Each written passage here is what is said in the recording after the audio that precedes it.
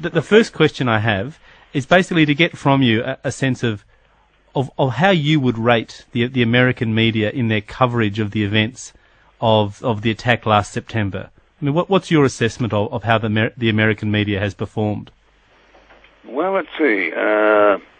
Shamefully is a word that comes to mind, but that's not true in the case of, well, it depends. You know, you have to, there are papers, and there's the New York Times, Washington Post, but overall the American journalism, I think, has been cowed and intimidated by this massive flag sucking, this patriotic orgy that the White House keeps whipping up.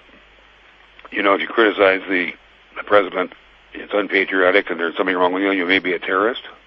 And I've been raving against this from the very beginning, but I don't have much of a constant national platform now because I've been working on this book, Kingdom of Fear, which is really describes what's going on over here, the Kingdom of Fear. So in that sense, Hunter S. Thompson, there's not enough room for dissenting voices? Well, there's plenty of room. There's just not enough people are willing to take the risk. It's just sort of a herd mentality, a lemming-like mentality. If you don't go with the flow, you're anti-American and therefore a suspect. And we've seen this before in these patriotic frenzies. And wartime, you know, they declare it's very convenient having an undeclared war that you can call a war and impose military tribunals and wartime security. And then we got these generals telling us that this war is going to go on for a long, long time. Maybe it's not so much the generals now. The generals are a little afraid to invade Iraq, a little worried about it. But it's the civilians in the White House, this gang of thieving, just lobbyists for the military-industrial complex who are running the White House. And to be against them is to be patriotic. Then, hell, call me a traitor. Do you think that most of the American media, or say most of the influential American media, has bought that patriotism line and as a result are self-censoring themselves? There we go. Self-censorship, yeah. That's a very good point. Yeah, I would say that. Now, there are always exceptions to that, but there have been damn few. Maureen Dowd of the New York Times, I'm trying to think who else. Not that many have come to mind. And you know, it's that corporate mentality of, well, what will the advertisers think? You know, in the Times against the president, therefore we won't advertise in it. That corporate kind of, we're all in this together thinking. So, yeah, the publishers have always been Republicans, and the working press, usually Democratic, the smarter part of them. But not even the Democrats have been very strong on this, not strong enough to get anybody excited.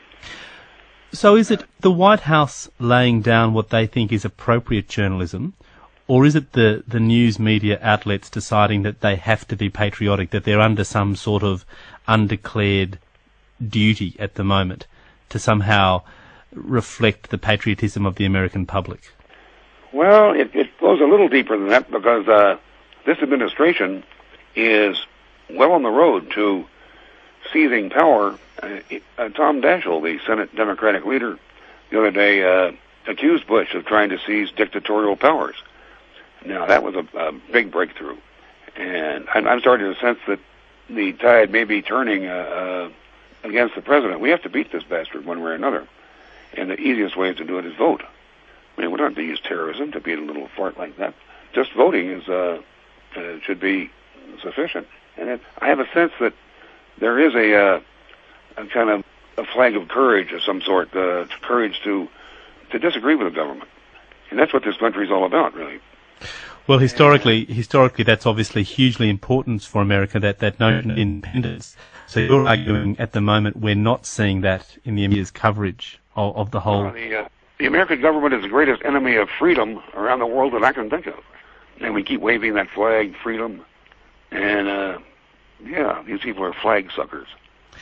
What about the language that's being used to describe the so-called undeclared war? I mean, there have been criticisms in the mainstream press in Australia that journalists have too readily taken up the language of politicians and bureaucrats, that they have uncritically declared the war against terror without really thinking it through. What's your assessment of the situation in the States? Well, I'm glad to hear that you're talking about Australian journalists. Yes. Yeah, well, that's good. Congratulations, boys.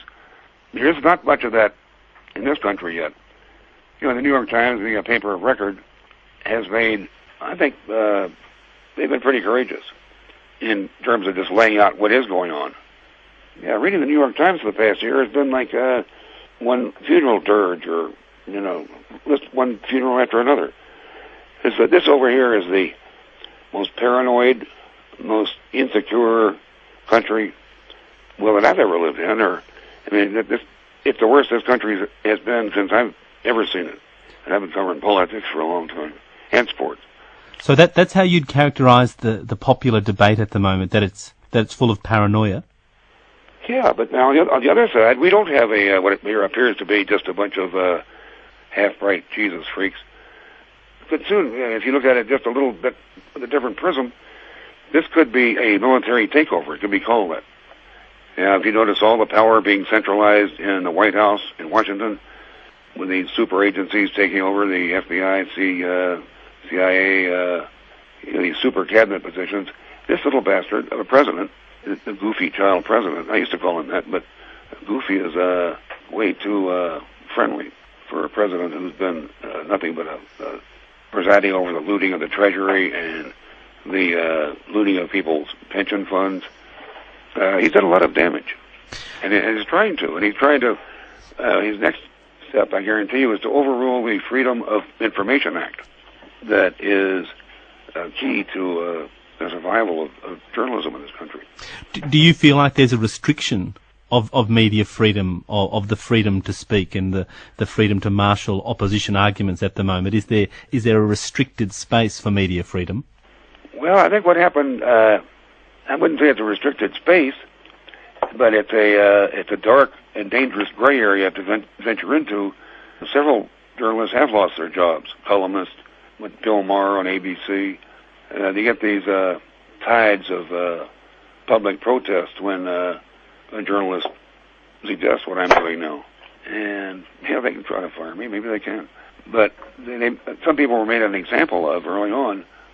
And then they had this argument, well, you know, if you want to criticize like that, you're making fun of the victims or people who died in the disastrous crashes. I'm still not sure who did that. And I think there's a lot more to it than we have been allowed to know over here. You know, the media is not doesn't reflect world opinion or even a larger, more intelligent opinion over here. It's just this drumbeat of celebrity worship and child funerals and hooded prisoners being led around Guantanamo. No, I'm very disturbed about the civil rights implications of this, and everybody should be. So just on journalists who may have lost their jobs, are you saying that people who came out and were fearless in their critique of the government or the government's planning, government's policy, that those people were actually lost their jobs as journalists? Well, I can think of two right come to mind, and they were right in the beginning. I haven't heard of many since, but I think Bill Maher, there was some kind of high rave after 9/11 that all these people cowards, you know, these dirty little bastards who snuck up on us and pulled off what amounts to a perfect crime. Really, no witnesses, very little cost. Talk about cost effective. That was a hell of a strike. But I'm not sure I'd call them cowards, but that's what Bill Maher said on TV. And he said, let's say, the fact that he considered our missile attacks, our bombing attacks on unseen victims, wedding parties, etc., that was cowardly. Wacko, boy, a huge tidal wave of condemnation came down on him. And that's right, ABC, yeah. That at the moment people don't want to hear that sort of criticism. They want people to rally round the flag and support the military. I think that's right. And I think that the reason for that is that, yeah, they don't want to hear it because, boy, there's going to be a lot of agonizing reappraisal, as they say, what reality is in this country and the world right now. If popular opinion in this country has to be swung over to the White House is wrong, these people are corporate thieves, they've turned the American dream into a chamber of looting. Yeah, it's going to take a lot of adjustment mentally. At the moment, even in Australia, the media is preparing for the first anniversary of the attacks in a couple of weeks from now. Can you give me a sense of what's happening in the United States? How is the American media preparing to sort of commemorate the first anniversary of the September 11th attack? You would never believe it. It's so insane. I mean, it's a frantic publicity. Every day on television, the president's on TV at least once a day. And celebrations of the dead, the patriots, exposés on Al-Qaeda.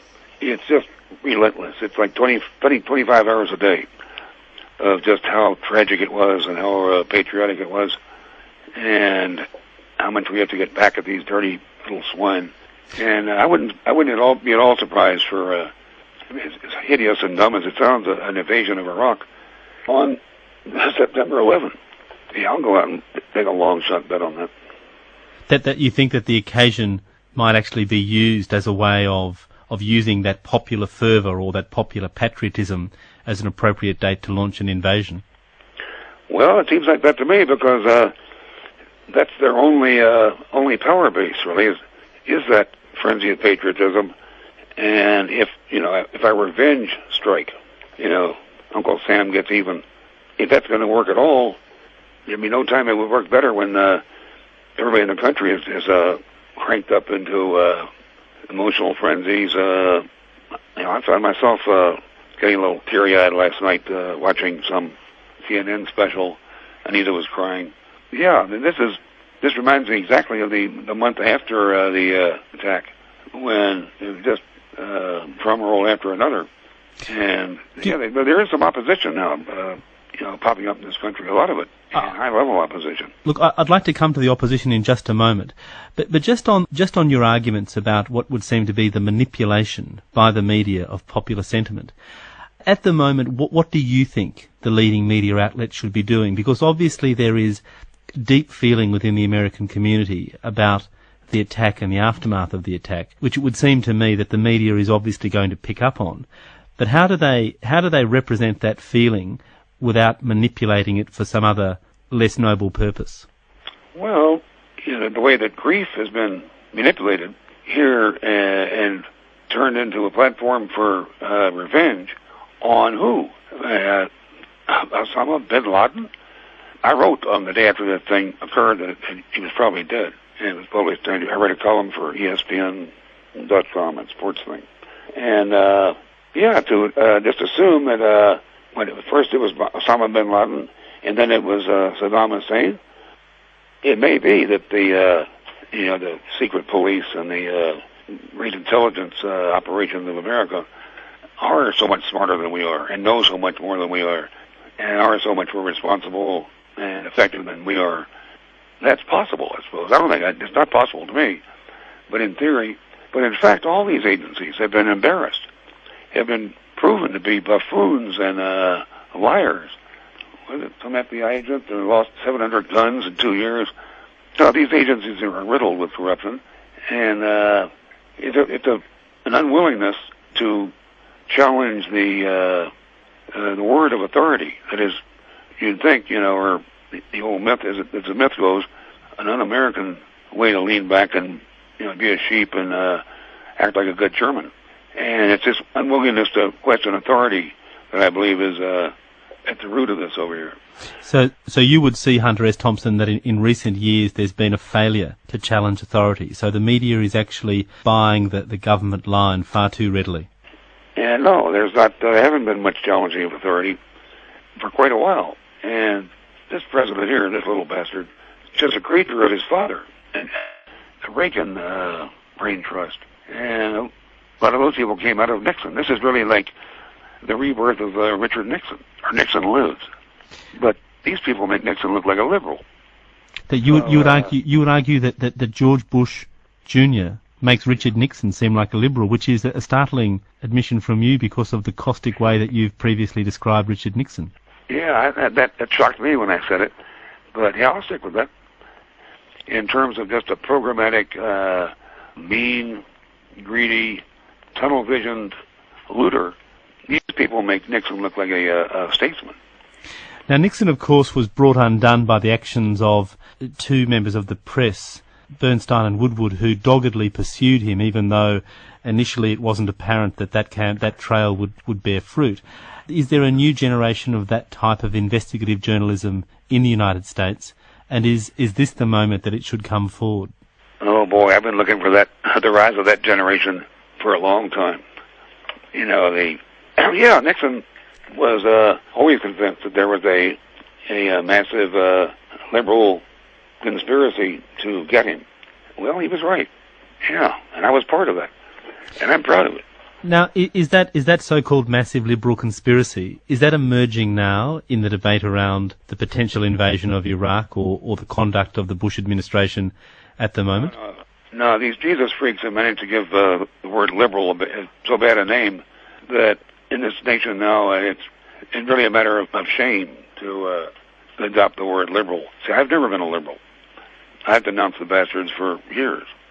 But liberal is no. There's no groundswell of liberal sentiment driving this questioning of what the administration's doing. Now, these people want to go into attack the heart of the Arab world, the Muslim world, with no allies except England and Israel.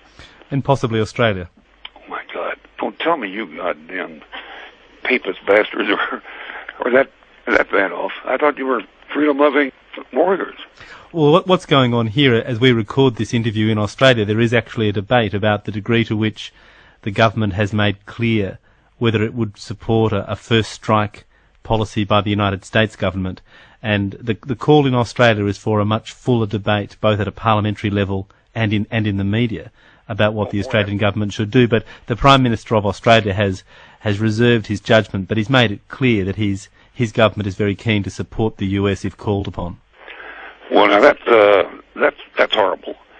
Well, I guess that's right. You people voted that you were all subjects of the Queen, didn't you? We voted to not become a republic. That's right.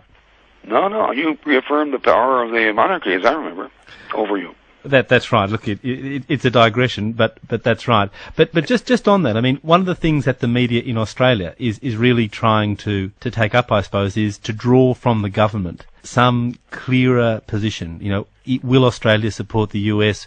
What are the implications of the US striking preemptively against Iraq? I'm very interested in your assessment of that debate in the States. I mean, are there particular areas where criticism is coming from? Let me first say that's a very important that you guys get a statement, a clear statement out of the government. And the longer they won't give you one, the more ominous it's going to sound, right? It will be. I mean, if they won't tell you they won't support the United States in the event of a first strike, what would you guess their position is going to be? Look, in Australia, Hunter, there's been a policy of bipartisanship, a history of bipartisanship, and that's the other thing that's up for grabs at the moment, it would seem. Whether the Labor Party opposition to the Conservative federal government is going to sort of strengthen its opposition to any Australian involvement, or whether it's going to go ahead and support the government as it has done in previous military campaigns. That's a major issue, but it's an issue being played out in the press. What I'm interested in, I suppose, is your assessment of how that's being played out or not being played out in your own press.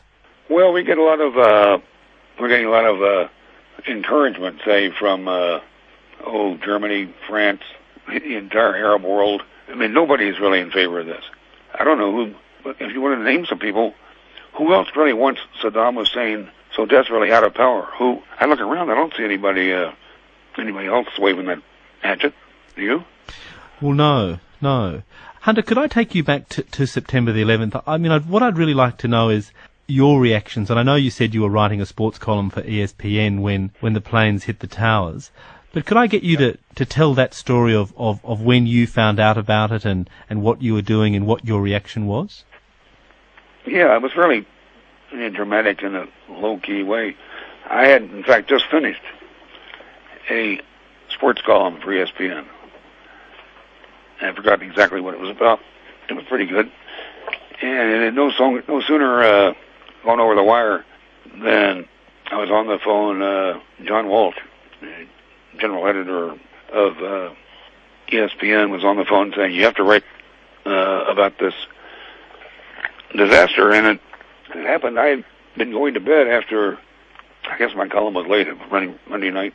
I was just going to bed. TV was still on. I usually have it on just for the news. And I happened to see the first plane hit. And in my fogged condition, I'd been up all night writing a column. I somehow knew it was real. I don't know why I've seen enough real life. What is that noise? Oh, thank you. Yeah. Yeah, there was no mistaking the reality of that. It didn't make much sense, and it still doesn't really. But oh, here we go. This is the column I wrote. Let's see. Oh, appeared 9/12/01. Here it is. It was just after dawn in Woody Creek, Colorado, when the first plane hit the World Trade Center in New York City on Tuesday morning. And as usual, I was writing about sports, but not for long. Football suddenly seemed irrelevant compared to the scenes of destruction and utter devastation coming out of New York on TV. You went on to say in that article, which I have in front of me, that even ESPN was broadcasting war news. It was the worst disaster in the history of the United States. Do you think that the event completely transformed the way in which Americans see themselves and their own vulnerability? No, the event by itself would not have done that. I've seen planes hit the Empire State Building before. I didn't go totally out of my mind. People have been killed. But it was the way the administration was able to use that event and to, use it as a springboard for everything they wanted to do. Now, that might tell you something. I remember when I was writing that column, you sort of wonder when something like that happens, well, who stands to benefit? Fake murder. Who had the opportunity and the motive? You just kind of look at these basic things. And I don't know if I want to go into this on worldwide radio here, but you may as well. All right. Well, what the hell? I saw that the U.S. government was going to benefit, and the White House people, the Republican administration, to take the mind of the public off of the crashing economy. Now, you want to keep in mind that every time a person named Bush gets into office, the nation goes into a drastic recession, they call it. It sounds almost like the plot of that film Wag the Dog, where film producers sort of concocted a national event to inspire patriotism to take the public's minds off misdemeanors committed by the president. It seems a very long bow to me, but are you sort of suggesting that this worked in the favour of the Bush administration? Oh, absolutely. And it's I spent enough time on the inside of the White House and campaigns, and I've known enough of the people who do these things think this way to know that the public version of the news of an event is never really what happened. And these people, I think, are willing to take that even further, so that I don't assume that I know the truth about what went on that day. And I just look around and looking for who had the motive, who had the opportunity, who had the equipment, who had the will. Yeah, these people were looting the treasury, and they knew the economy was going to a spiral downward. From this distance, though, it does seem extraordinarily conspiratorial that you could sit there and see the hand of the U.S. government in this attack, rather than seeing international terrorists bent on somehow hurting America and the American people. What sort of reaction did your views get among your peers or amongst other journalists? Well, it was greeted universally with kind of nervousness, and almost nobody agreed with me. Nobody thought it was the right thing. Just to answer your question, no, it was about 99-1. But since then, did you publish those views anywhere? I'm not sure if I've said that. If I haven't, I meant to. Let's see. I was going to ask you, for the reaction to them, because I mean, I don't want to seem Pollyanna-ish here, but it does seem an extraordinary conspiracy theory that you're putting forward, that your first reaction was to somehow implicate the US government in this attack rather than an enemy of the US government. Well, you want to keep in mind that I have lived not just through, but very close to a lot of real tragedies in this country. And let me ask you, do you think that you know who killed John Kennedy or Robert Kennedy? Look, I have to say I was a boy at the time, but no, I haven't read the Warren Commission report. But it seemed to me that in this case there were so many more people involved. It would seem to be much less likely some sort of internal conspiracy. Well, it does. I mean, I can see where you're a little edgy accepting this from me, and. Well, let me just ask you on that. I mean, you've pioneered a form of journalism called Gonzo Journalism, in which it's almost like there's no revision. What you see and feel is what goes down on the page, and it's that first blush, that first image that hits the readership. Does that mean, Hunter S. Thompson, that in a way it's hard for you to appear credible within the US media because people would say, oh, look, that's just another conspiracy theory from a drug-addled gonzo journalist like Hunter S. Thompson? Yeah, that's a problem. I'm not sure if it's my problem or other people's or theirs. But I'm looking at this column and the one after it. I've been right so often, and my percentages are so high. I'll stand by this column that I wrote that day and the next one. So what appears to be maybe Gonzo journalism, well, I'm not sure where to. I'm not going to claim any prophetic powers, but well, one of the things you do say in that first article you wrote, you say it's now 24 hours later, and we're not getting much information about the 5 W's of this thing. Now, by the 5 W's, I'm presuming you mean the who, the what, the when, the why, and the how. Yeah. Is that still how you feel that a year later those key questions haven't been answered? Absolutely. I mean, it's even worse now. I mean, this is just a suggestion. Okay, 24 hours later, we're not getting much information about the 5 W's. Well, how much have we got beyond that? How much more do we have than we had that a year ago? Damn little, I think. We know a lot about the fireman who died, a lot about the people who stole the money from their charity fund, a lot about the people who donated all that blood, and Red Cross had too much of it, had to throw away 5 tons of blood, something like that. That may be an exaggeration. But no, I will stand by almost all my... well, no, come on. Get a grip on yourself, Doc. Don't talk like that. Well, just Hunter S. Thompson, let me ask you about your new book. I mean, The Kingdom of Fear, Loathsome Secrets of a Star-Crossed Child in the Final Days of the American Dream. It's a very apocalyptic title. Has this new book, has it come off your reflections about September the 11th and the way it was handled by the American media?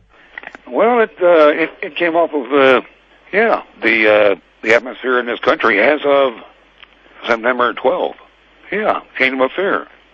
That's the way I see this country, and I'm not writing just a long screed, front to back, some kind of a political tract.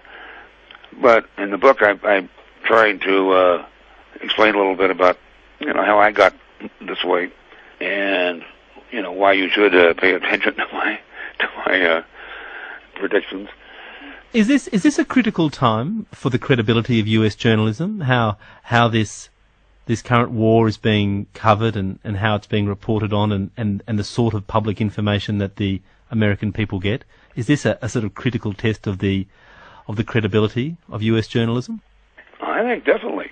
Yeah, but I'm not sure how much credibility US journalism really has, given that let's see, 5 years we lost 2 presidents and 1 civil rights leader to mysterious bums and assassins, bushy-haired strangers. And U.S. journalism has never dug out the truth about that. One of my great shames as a journalist is that I still don't know who killed John Kennedy.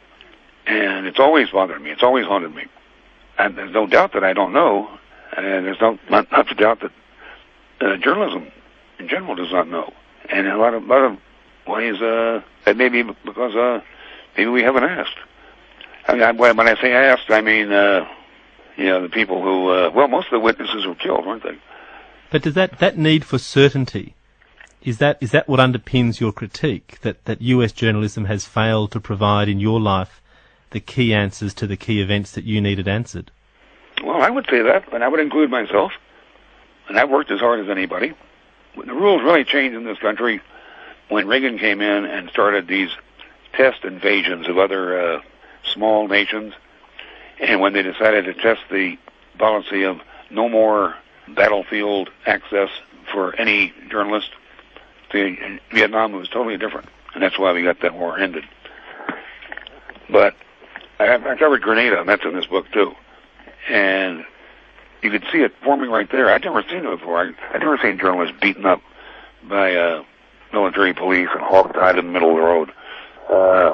I'd never had to, I'd always had a press pass and access. But no, when the military, the Pentagon really, that's when they seized the advantage and never gave it up. The military still is not allowing anybody else to know what's happening in Afghanistan or wherever they're fighting. It's always press releases or staged events. Hunter S. Thompson, do you think that the so-called Gonzo style of journalism for which you've become famous, and some would say notorious, do you think that there is a specific legacy, that what makes that type of journalism work makes it more necessary at the moment? Well, I've never properly defined that term even to myself. What do you think it does mean? Well, from my point of view, it means being very skeptical of what the pronouncements of authority, and that as a gambler, I would say it's better than even that if you question the statements and truths of the White House and the government, that more often than not you'll be right, and that I just try to get as close to the what I'm writing about as possible in order to find out what's really happening. And a lot of times it's weirder than it appears in my stories. The truth is usually stranger than fiction, at least in my life. Hunter Thompson, will you be at home watching the commemoration programs on the 11th of September? Will you be among the audience, which I imagine will number tens of millions of people who watch what happens in New York? That's a good point. That's a good question. And it's soon, isn't it? No, I won't. I think I'll grab Anita and take a road trip. We'll just go off and have a little fun. Why sit around and watch that stuff? Now, what I'm afraid of, is that that's going to be a cover for a sudden move on Iraq. That little monster will come on TV and say, today I can't say Allied forces, or I can't say coalition forces anymore. You'll have to say, today we invaded Iraq. Now, this seems so impossible that I'd be happy to lose money on it if I bet on it.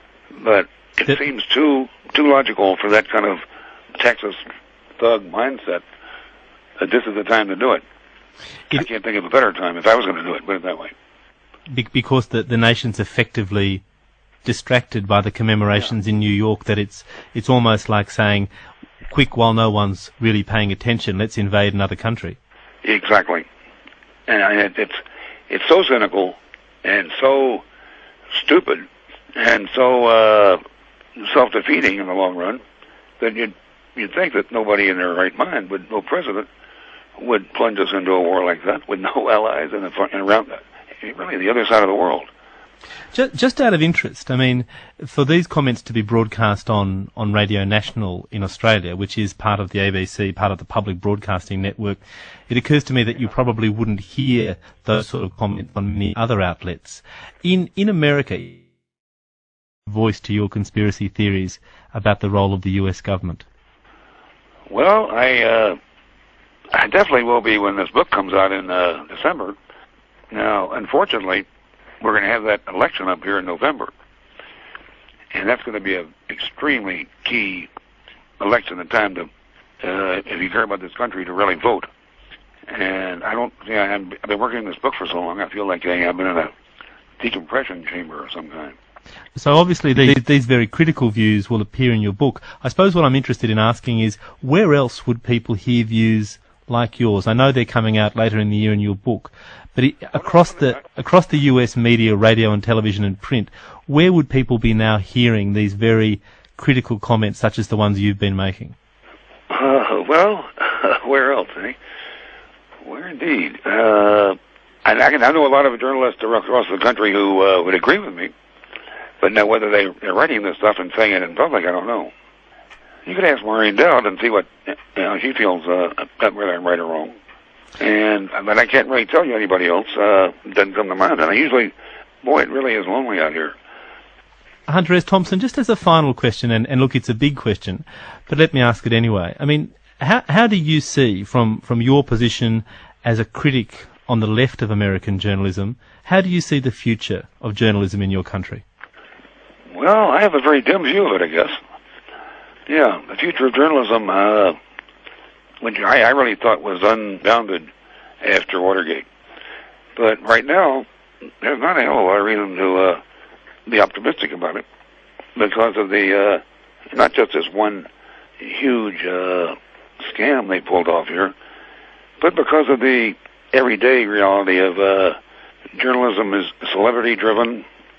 The news over here barely covers. I watched some BBC stuff and then some CNN foreign news, the one that world news that doesn't get into the country. I read the Paris Herald Tribune. That kind of news doesn't get through in this country. Now you have to read the New York Times very carefully and to maybe see what they're talking about, but I don't think my views would be seen as crazy or absurd or out of the question in most countries of the world. Do you ever worry, given the current climate in the United States and the surge of patriotism that's going on, that you could be personally at risk from someone who took offence at your critique, that your own personal security might be threatened? Yeah, think about it. Definitely it could be true. Maybe, Joel. Have there been occurrences when you've been threatened? Oh, yeah, I'm constantly, I have been all my life, but not, back in journalism, you just have, that goes with the territory. There's going to be threats, and there's going to be, people are very unhappy. And knock, knock, I don't think it's a matter of luck. It's a matter I'm pretty well stuck to my battle plan. And, yeah, they tried to come after me. The federal government, all kinds of governments. I've had constant wars in courts. I have to keep like 4 of the finest criminal lawyers in the country on retainer. Yeah, you have to fight for these rights in this country. They didn't come in on any, the stork didn't bring the Bill of Rights. A lot of people fought for it. So that's how you'd see yourself, as fighting for freedom of speech in America? Absolutely.